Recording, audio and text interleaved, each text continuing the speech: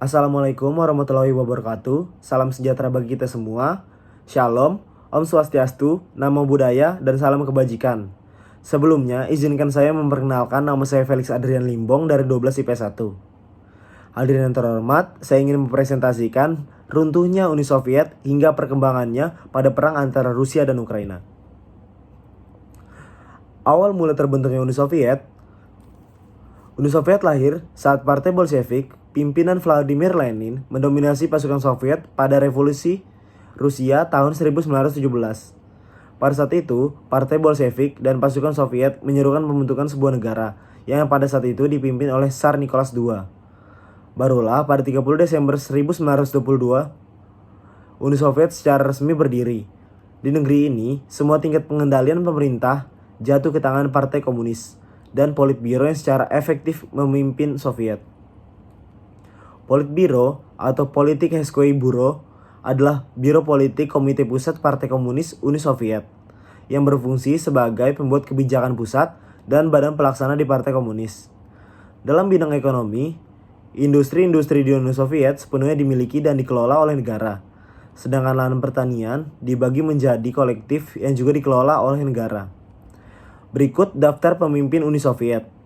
Pertama, Vladimir Lenin pada tahun 1922 sampai 1924. Kedua, Joseph Stalin pada tahun 1924 sampai 1953.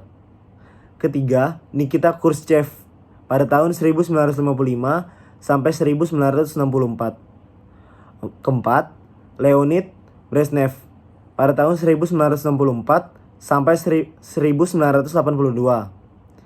Kelima, Yuri Andropov pada tahun 1982 sampai 1984. Keenam, Konstantin Chernenko pada tahun 1984 sampai 1985. Ketujuh, Mikhail Gorbachev pada tahun 1991. Runtuhnya Uni Soviet. Uni Soviet merupakan salah satu negara adikuasa pemenang Perang Dunia II. Pada 1947 sampai 1991, Uni Soviet menjadi pusat dari aliansi negara komunis Blok Timur selama Perang Dingin. Hingga awal tahun 1991, Uni Soviet adalah negara dengan wilayah kekuasaan terbesar di dunia. Masa kejayaan Uni Soviet tidak mampu bertahan lama. Setelah 69 tahun berdiri, Uni Soviet mengalami keruntuhan pada Desember 1991. Keruntuhan Uni Soviet bermula dari kemerosotan ekonomi pada sekitar tahun 1980. Kemerosotan ekonomi tersebut berdampak negatif pada seluruh aspek kehidupan Uni Soviet. Secara khusus, berikut faktor-faktor penyebab runtuhnya Uni Soviet. 1. Munculnya ketidakpuasan kelas menengah dan kelompok elit terhadap penerapan sistem komunisme.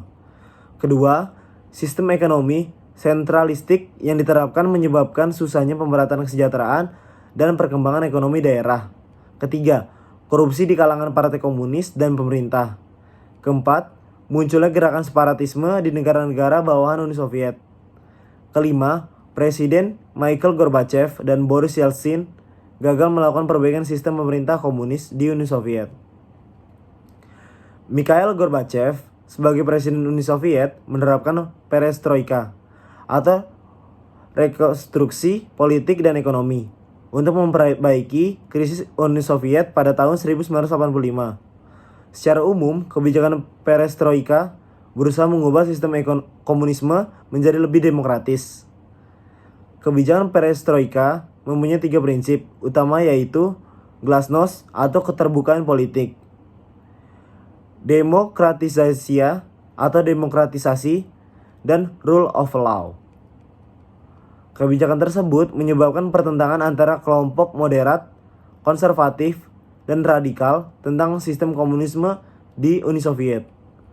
Selain itu, kebijakan perestroika juga memunculkan keinginan negara-negara bagian untuk memerdekakan diri dari Uni Soviet. Akhirnya, negara-negara tersebut mulai melepaskan diri pada pertengahan tahun 1951. Uni Soviet secara resmi dibubarkan pada 25 Desember 1991, ditandai dengan mundurnya Presiden Mikhail Gorbachev. Berikut adalah negara yang memisahkan diri akibat runtuhnya Uni Soviet. Pertama, Rusia. Kedua, Armenia. Ketiga, Latvia. 4, Ukraina. 5, Lituania. 6, Belarus. 7, Estonia. 8, Moldova. 9, Georgia. 10, Azerbaijan. 11, Kazakhstan. 12, Uzbekistan. 13, Tajikistan. 14, Kirgistan. 15, Turkmenistan. Ada juga penyebab perang Rusia dan Ukraina. Salah satu penyebab Rusia serang Ukraina atau penyebab perang Rusia dan Ukraina adalah tidak lepas dari ketegangan antara Rusia dan Barat. Dalam hal ini, NATO sejak Ukraina yang dekat dengan NATO, bahkan digadang-gadang akan masuk NATO, menjadi gerah Rusia karena negara tersebut bertetangga. Seperti yang kita tahu, Rusia dan Amerika merupakan negara adidaya yang sampai saat ini saling tidak mau kalah. Tentu saja Rusia akan sangat marah jika negara tetangganya yang sangat berdekatan ini bergabung dengan NATO. Jika Ukraina bergabung dengan NATO, ini akan menjadi sangat berbahaya untuk Rusia, karena bisa saja NATO menguasai perbatasan-perbatasan Rusia. Berikut, sekian dan terima kasih.